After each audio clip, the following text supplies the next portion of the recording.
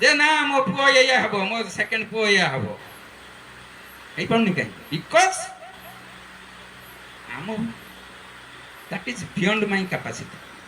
ସେଇଟା କେମିତି ହବ? ହବ, ହେଇପାରିବ। ନନା ଯୋଉଟା କହିଲେ ଏଟା ଏଟା ଇଟ୍ ଇଜ ପସିବୁଲ, କିନ୍ତୁ ସେଇଠି କିନ୍ତୁଟା ତାଙ୍କରି ତାଙ୍କରି ପ୍ରଦତ୍ତ ଫୋର୍ସଟା ଯଦି ମୋ ଭିତରେ କାମ ନ କରେ, ସେ ଦେଇଛନ୍ତି ଯୋଉଟା ମୋତେ କହିଛନ୍ତି ଯାହା ଯାହା କରିବା ପାଇଁ, ଯଦି ସେଇଟା ମୁଁ ନ କରେ ସୃଷ୍ଟିଟା ସେମିତି ହବନି। ତେଣୁ ଏଟା ତ କାହିଁକି ହଉନି ସମାଜରେ, କିଏ ତାସ ଖେଳୁଛି କି ବା କାହିଁକି ହଉନି, ସେଟା ମୁଁ ନିଜେ ଅନୁଶୀଳନ କଲେ ବୁଝିପାରିବି ନା ନାହିଁ? ବୁଝିପାରିବି। କାହାକୁ ଦୋଷ ଦେବାର ନାହିଁ, କାହାକୁ ଦୋଷ ଦେବାର ନାହିଁ। ଆରେ ମୁଁ ତ ନିଜେ କଲପ୍ରିଟ, ମୁଁ ତ ନିଜେ ଦୋଷୀଟା।